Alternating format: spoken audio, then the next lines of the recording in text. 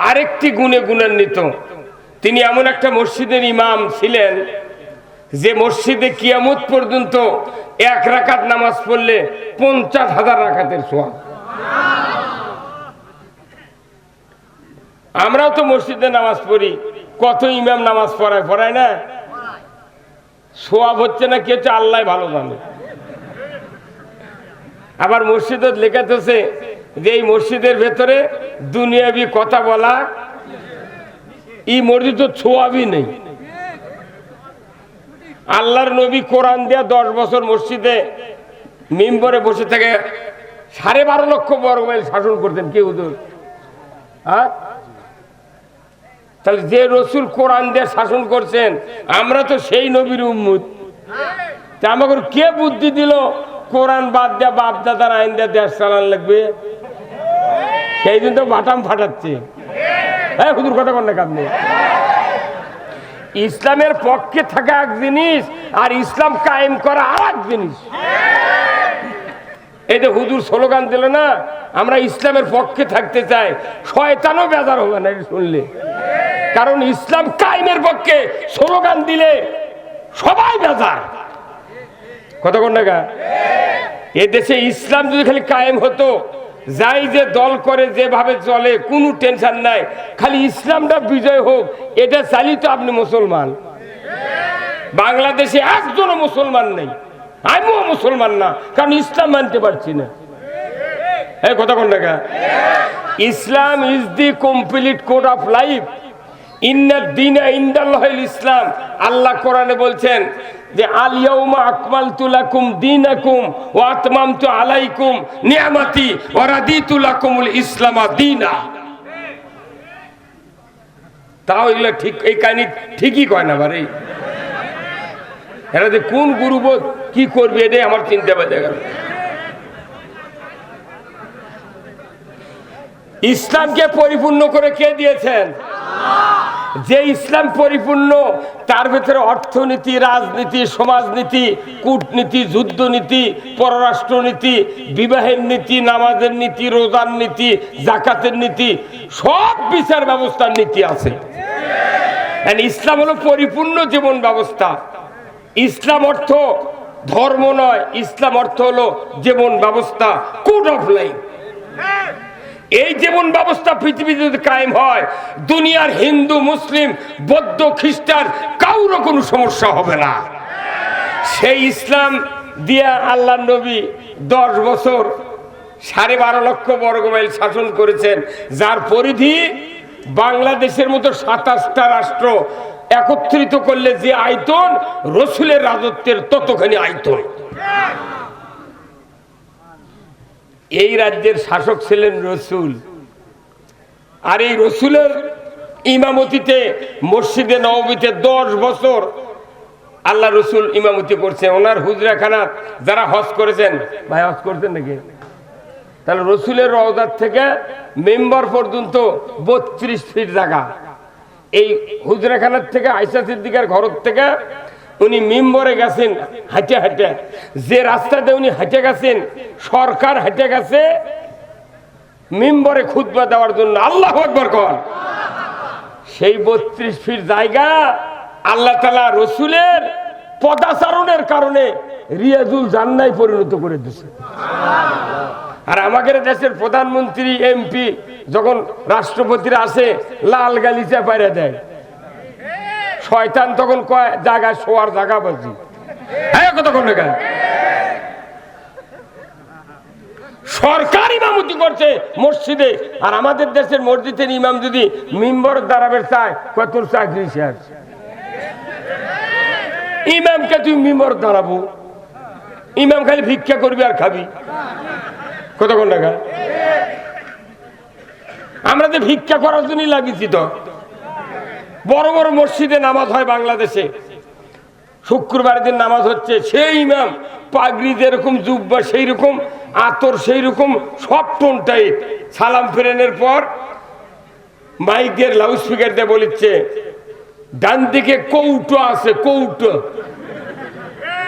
কোটো কয় না ওরা, কি কয়? কৌটো। মেহরবানি করে কৌটো ছাড়বেন। নামাজ পড়ে মানুষের আস্তাগফিরুল্লাহ কোয়া বাদ দেয়া কৌটোর কথা কোয়া লেগেছে। 87% যে দেশে ইমানদার, যে দেশে শতকরা 87% ইমানদার, সেই দেশে নামাজত ভিক্ষা, মসজিদত ভিক্ষা, মাদ্রাসাত ভিক্ষা। হ্যাঁ তোর কোনটাকে কথা? এই মাদ্রাসাগুলো চলতিছে খালি মানুষের দানের উপরে। তাহলে এই মাদ্রাসা যারা পড়ে, মাদ্রাসা যারা করে, কমিটির লোক আছে, এনারা কি সরকারও ট্যাক্স দেয় না? এটি যারা পড়ে তারা কি ট্যাক্স দেয় না? প্রাইমারিতে ছাত্ররা পড়ে, ওরকের বাপেরা কি সরকার ট্যাক্স দেয় না? তো ওরাও ট্যাক্স দেয়, এরাও দেয়। তো ওরকের প্রাইমারি সরকার বেতন দেয়, আর এটি ভিক্ষে করে চালান লাগবে মানে? হ্যাঁ কথা বল না আপনি। যদি ভিক্ষে করে চালানি লাগে তাহলে প্রাইমারি মাস্টাররা বেতন পাচ্ছে ভালো, এই মাদ্রাসার হুজুররা 2 বছর চালালো ভিক্ষা করে, আবার সরকার প্রাইমারি বেতন এরকম দিবি, ওরা আবার ভিক্ষা করে চালাক, তাহলে বোঝা দেবে এরা সমান সমান। কথা কন না আপনি।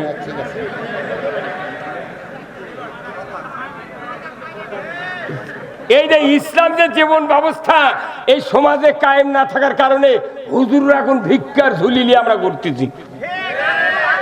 আপনাদের কথা আল্লাহ কোরআনে বলছেন, ইন্নাল্লাযীনা আমানু ওয়া আমিলুস সালিহাতি উলাইকা হুম খায়রুল বারিয়া।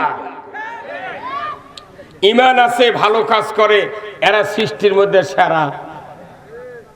আমরা হাফেজ হুজুর মাওলানা ছাড়া কুরবানি জব হয় না, তারাবি হয় না, জুম্মার ইমামতি হয় না, কাফন কাটা হয় না, জানাজা হয় না, কোনো বিয়ে পড়ান হয় না, সব হুজুর লাগে। এরা করছে তোরা ভিক্ষা করে খা, আর ওরা খালি বেতুল্যা খালি বোমাটাকে দিক। কতখানি বৈষম্য! হ্যাঁ ময়না, একদিনকে করছেন ঠিক, 54 বছর হচ্ছে একই কায়দায় চলিচ্ছে। তো এইবার আমরা এই দেশে ইসলাম বিজয় করে এই মাদ্রাসাগুলো সরকারি করব। এই সরকারি করার বিপক্ষে কারা কারা হাত তোলেন? সরকারি করার বিপক্ষে কারা কারা হাত তোলেন? একজন নাই। সরকারি করার পক্ষে কারা কারা? লিল্লাহে তাকবীর, নারায়ে তাকবীর। আমরা যতদিন হলে ভোট দিচ্ছি দেশত, এই কৃষকের ব্যাপারে কথা নাই, মাদ্রাসার ব্যাপারে কথা নাই, ইমানদারের ব্যাপারে কথা নাই। খালি কথা কি, দেশ গরিব, দেব কোথার থেকে?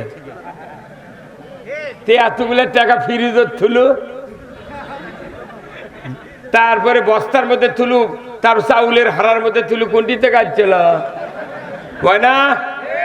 এই বাংলাদেশে যতগুলা খাসের পুকুর আছে, গাড়ি আছে, এই খাসের পুকুর আর গাড়ির টাকা যদি খালি কৃষি খাতে ব্যয় করে, তাহলে বাংলাদেশে 250 টাকা বস্তা ইউরিয়া লাগবে, ফসফেট লাগবে 500 টাকা বস্তা। এই টাকাগুলা, এই খাসের গাড়ির টাকাগুলা চামচা করে পালার জন্য দেশত গেছে।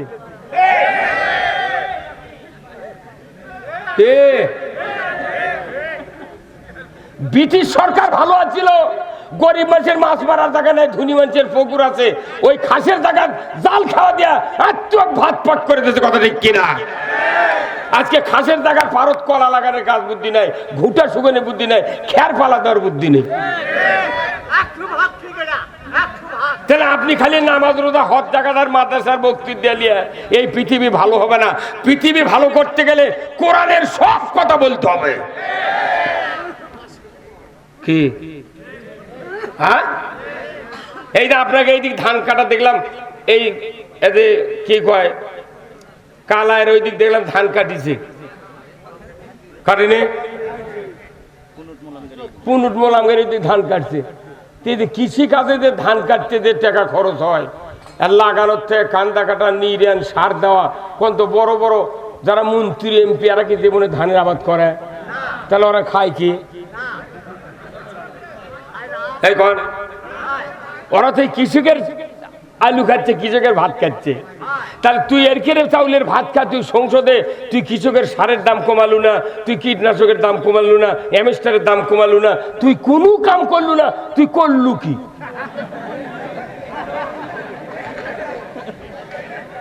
কথা কনা রে, এগুলো বক্তৃতা দিলি তখন কেউ কেউ মনে মনে করছে এগুলো তো রাজনীতি হলো। রাজনীতি সারা পৃথিবীতে শান্তি কায়েম করার মরদ কেউ না। সবচেয়ে নীতি যেটা বড় তার নাম হলো রাজনীতি। আর সবচেয়ে দামি নীতি কার? আল্লাহর নীতি হলো সবচেয়ে দামি। যদি আল্লাহর নীতি না থাকে সেটা হবে দুর্নীতি।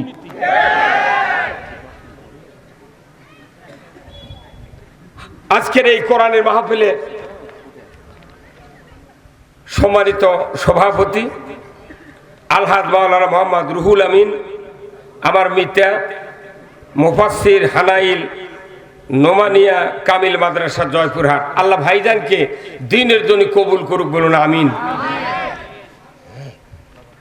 ইনি 82 সনে জন্মেছে, 81 জন্ম তারিখ ওনার, আর আমি 1976 সনে দাখিল। তাহলে আমার দাখিলের কয় বছর পর হচ্ছে? তাহলে বোঝেন, হ্যাঁ 76, 5 বছর পর উনি দুনিয়া যাচ্ছেন। তাহলে আমি এটা বুঝাচ্ছি এই জন্যে যে তাহলে এই হুজুরগুলা আমরা কতদিন হলে ধর্মের কথা বলেছি, তারপর কি এই ইসলাম বিজয় হচ্ছে? কেন হয়নি? মানে জনগণ